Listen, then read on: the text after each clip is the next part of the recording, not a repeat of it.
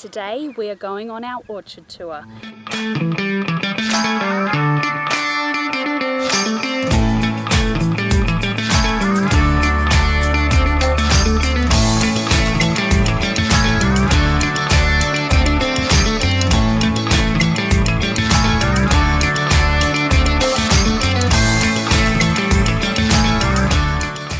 Welcome to the farm and back to the orchard. We're in Australia and this is our orchard tour on our homestead and our farm. It's been 12 months since our last orchard update and we are really excited to show you the lineup of plants and trees that we have that are still going really well and that are contributing to our vibrant and diverse ecosystem here on the farm, helping us become more sustainable. So let's dive into it. Our journey begins with the Mariposa and Angelique plums. These plums varieties not only add a burst of colour to the orchard, but also bring sweet and tangy fruit to our harvest. Let's take a closer look. As you can see, we also have chooks now on the farm, so we've added the mesh rings around them, and we have also planted our squash, pumpkins, and zucchinis around the base of them for communal watering to make sure that we're getting the most out of each area. Moving right along, we not only have one, not two, but three pink lady apple trees. Known for their crisp texture and sweet taste, these apples are a favorite on the farm. Our boys eat so many apples, so it was important to us to make sure that we are putting in enough for not only for them to eat as snacks, but also to make sure that I'm able to can and have some on the shelf for later in the season when they're out of season. Of course, we can't forget the classic Granny Smith. Let's have a look at it now. Imagine the delicious pies and snacks that I can make with these beauties. We've got to have two different types of apples to make sure we're guaranteeing cross-pollination. Now come with me as we talk about our quince tree. This ancient fruit is very traditional in a lot of gardens around this area, and I grew up with one as well. So that touch of nostalgia to the orchard is absolutely amazing. It's the first tree I see when I walk out the garden gate and into the orchard. It's not only a treat for the taste buds, but it's also a symbol of tradition, and the quince paste and different preserves that we can make from this aromatic fruit is absolutely amazing. Our orchard is graced with the presence of a cherry, apricot, mulberry, and peach tree as well. So let's have a look at those. And while we're going along, we'll also have a look at the nectarine and the pear. Appreciating this diversity of stone fruit is amazing. These are all fruits that we can find in the grocery store that we now have here in our backyard.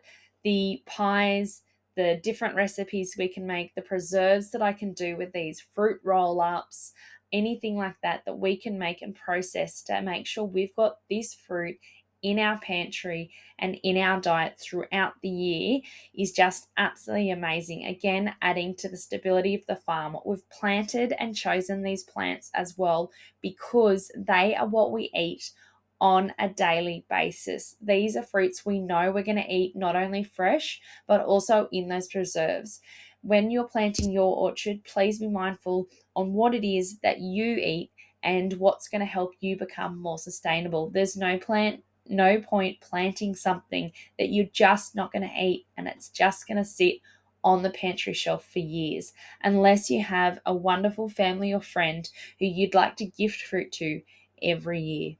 Now let's explore the world of the berries. We also have lots of berries on this farm. Our kids eat so many berries every day, and as we know, they are getting more and more expensive at the supermarket. So if you have a farmer or someone down the road from you who does berries, this is a great point to go and get them from. But we have chosen to plant some in our garden as well, in our orchard. So we have raspberries and blueberries. We have two raspberry plants which we are going to grow along this beautiful fence, and then we've also got the raspberries. They can be eaten fresh, but again turned into jams and wonderful preserves that we'll be able to use for years to come in our pantry, as we know these are a staple that we love to eat and have as part of our diet. The pomegranate is the next tree that I wanted to show you. knowing its rich history as well. It is so high in antioxidants and it has so many different benefits. You can make cordials, you can eat out of it, you can put it on salads, you can make desserts. This vibrant seeded fruit is an absolute abundance and a true symbol in this garden of the old with the new in our heritage and what we're trying to do here as part of our orchard. Moving on to the citrus grove. For those who've been around the channel for a while, you would have known that our citrus was originally planted in our orchard. However, does not agree with our soil type and they were not doing well. So these citrus have been in pots for nearly 12 months now, which has been absolutely amazing. They have flourished and a lot of them have got a lot of new growth and put down really good roots in these pots. Eventually, we will have to repot them into bigger pots, but for now, we're nursing them back to health and encouraging them to fruit.